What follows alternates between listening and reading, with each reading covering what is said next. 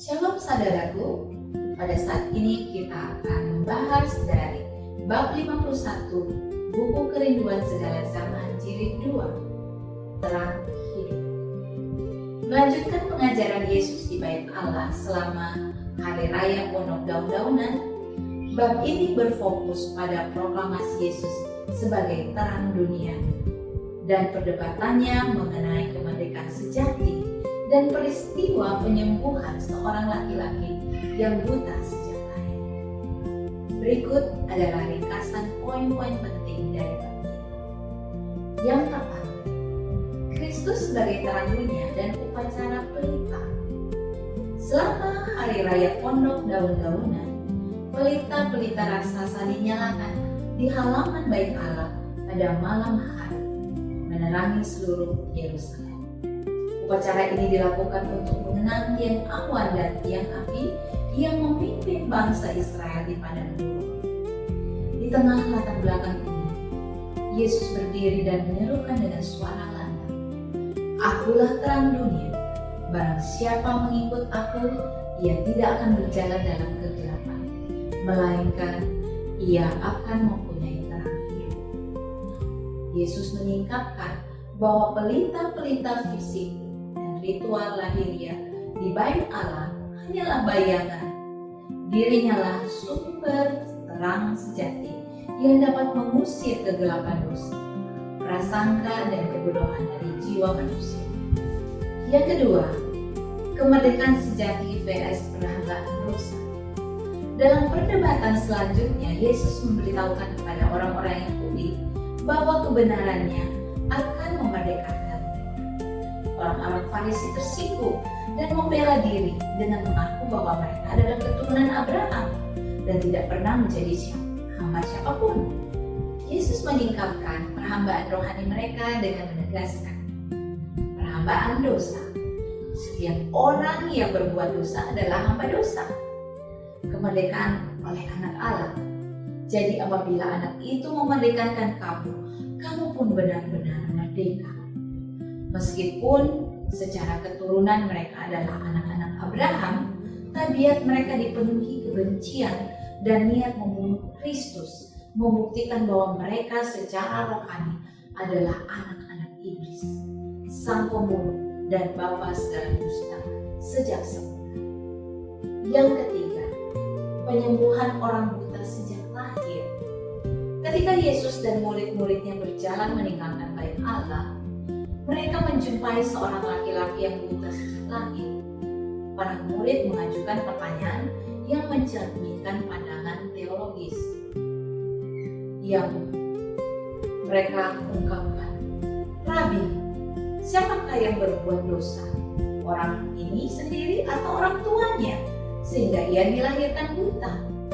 Yesus meluruskan kekeliruan berpikir mereka dengan menyatakan bahwa penderitaan orang tersebut bukanlah karena dosa khusus dari dirinya atau orang tuanya, melainkan supaya pekerjaan-pekerjaan Allah dinyatakan di dalam dia. Yesus meludah ke tanah, mengaduk ludah itu dengan tanah, melumurkannya pada mata orang buta itu, lalu memerintahkannya, "Pergilah, basuhlah dirimu dalam kolam Siloam." Orang itu pergi membasuh dirinya dan kembali dengan mata yang dapat melihat total. Yang keempat, penyelidikan Farisi dan kesaksian yang berani. Penyembuhan ini terjadi pada hari Sabat yang memicu kemarahan kaum Farisi. Mereka memanggil orang-orang yang baru sembuh itu dan orang tuanya untuk memeriksa secara ketat. Orang tuanya ketakutan dan enggan menjawab secara keseluruhan karena takut dikucilkan dari sinagog. Namun, mantan penderita kebutaan ini berdiri teguh dengan keberanian dan logika yang sederhana, namun tak terbantahkan.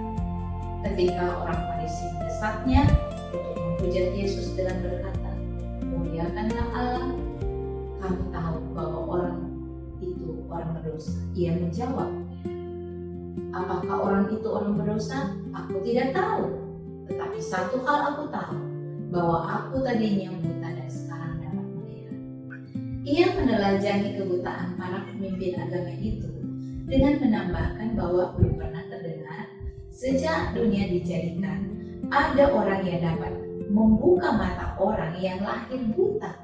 Dan jika Yesus tidak berasal dari Allah, ia tidak akan dapat berbuat apa-apa. Karena kejujurannya, orang Farisi marah dan melemparkannya, mengucilkan dia dari sinagog. Yang kelima, kebutaan jasmani vs kebutaan rohani. Mendengar orang itu telah dikucilkan, Yesus mencarinya secara pribadi dan bertanya, "Percayakah engkau kepada Anak Manusia?" Orang itu menjawab, "Siapakah dia, Tuhan, supaya aku percaya kepadanya?" Yesus berkata, "Engkau telah melihat dia, dan dia yang sedang berbicara dengan engkau, dialah itu." Orang itu seketika sujud menyembah Yesus. Yesus menutup bab ini dengan pelajaran mendalam tentang dua jenis kebutaan. Yang pertama, orang buta yang ingin melihat. Pria yang buta matanya ini memiliki kerendahan hati untuk menerima terang Kristus, sehingga ia memperoleh penglihatan fisik sekaligus penglihatan rohani, yaitu iman. Yang kedua, pemimpin agama dan yang buta. Orang-orang Farisi merasa dirinya mereka berpengetahuan, mereka suci dan melihat, padahal hati mereka dipenuhi kegelapan. Kebutaan rohani yang didasarkan oleh kesombongan dan penolakan sengaja terhadap terang adalah dosa yang paling berbahaya. Inti dari pesan bab ini adalah, bab ini mengajarkan bahwa Kristus adalah satu-satunya sumbernya dan kemerdekaan sejati bagi jiwa manusia. Ellen White menekankan bahwa bahaya terbesar dalam kehidupan rohani bukanlah kebutaan fisik atau ketidaktahuan, melainkan kesombongan hati yang merasa sudah melihat sehingga menolak terang hidup yang ditawarkan